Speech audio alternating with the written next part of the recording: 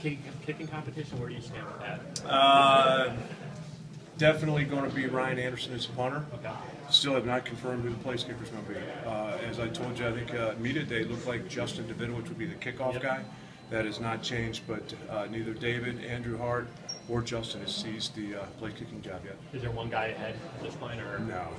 That's the difficult part. Right now, they're basically a percentage point or two apart.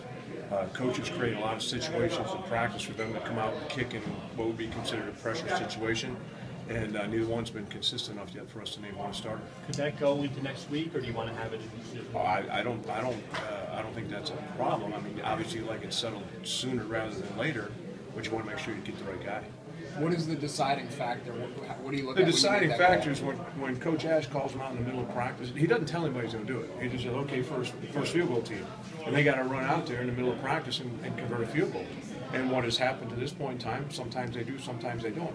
You know, we get a guy that goes out there, say 3, 4, 5 times in a row and converts the field goal. We'll certainly feel much better about him than we are right now. And I don't know which guy it'll be. Could you foresee using more than one in a game? Maybe if the guy's not kicking well, they just pull him out. Gosh, I hate to approach that, but that's always a possibility. I think anytime you're in a competitive environment, if you're not performing the way you need to perform, you got to look at the next guy. But you really don't want to go into a season with it, for lack of a better term, a 2-quarterback deal. You don't want a 2-kicker deal. It's okay to have a different kickoff guy because it's a different skill set, but you certainly like to settle in on one field goal kicker. What did Ryan? Well, go ahead.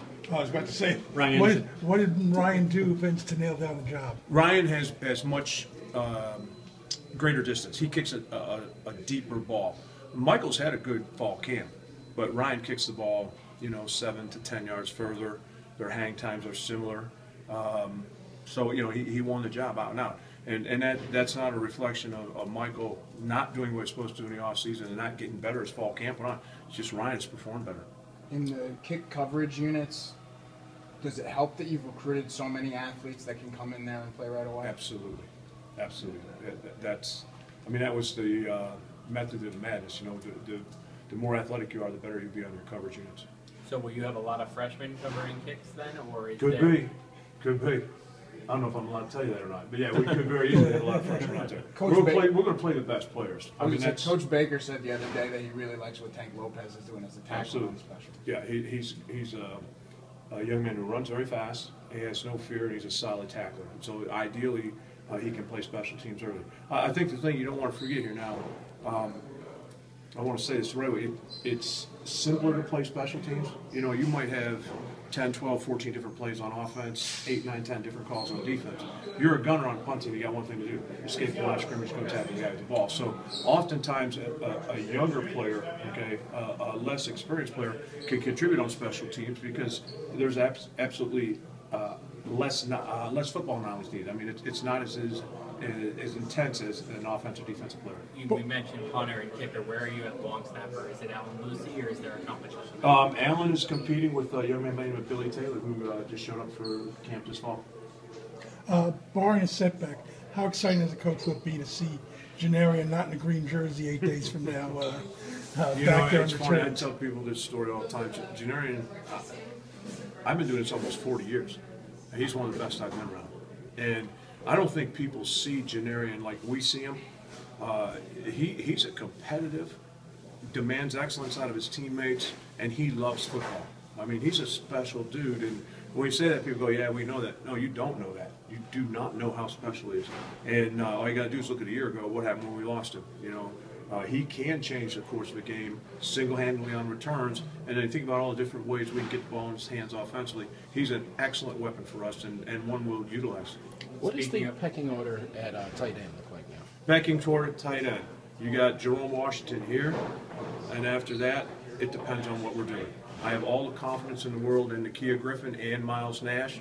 I would say right now, when you look at what Miles Nash has done, moving from defense to offense in the spring, because we needed him to do that, all right? And he's worked so hard, he's got a role in that rotation. There's times we'll play 2 tight ends. So you're going to have more than 2 to play to.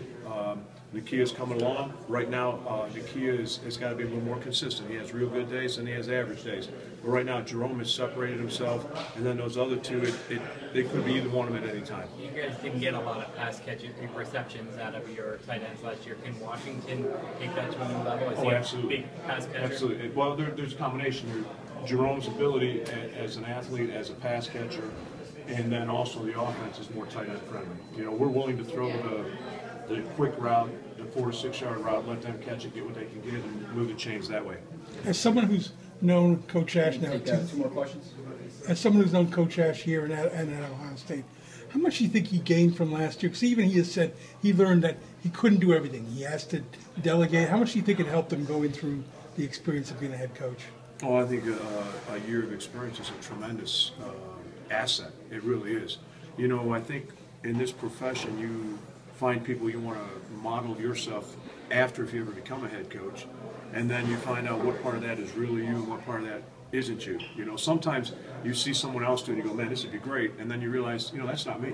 And you have to be true to yourself. I think that the year that we spent, and I believe this too, the fact that it was a difficult year, yeah, we all got a little more gray and a little more wrinkled, but I think the process has helped him tremendously. I look at what he's done with this new rule of fall camp. I'm not joking, guys. He must have spent hours, days putting together this schedule because it's meticulous. From our rest as a staff, so we're fresh, to the players' rest, to squeezing every minute we can through walkthroughs and meetings, the commitment to special teams, more time to prepare our coverage units. Obviously, you know, he's fully engaged, and I think the fact that he's got another year of experience has helped him tremendously. Vince, where are you guys with H-back? I know Brendan Navarro moved, Solomon Manning moved. Where are you guys there? Well, how comfortable are you putting one of these guys out there? Well, you know, right now, Max Anthony would get reps, and then Solomon's come over to try and learn a position, and Jim Brady's got reps. In this offense, whether you play with an H-back or a U tight end, I mean, there's lots of different combinations. But right now, we're very comfortable playing with a fullback, or we're very comfortable playing with a second tight end. And, you know, this early in the season, let the defense try and figure out what we're doing. There are certain things we know we want to do with the different combinations, but that's for us to know and them to figure out. Thanks, Vince. You bet, guys.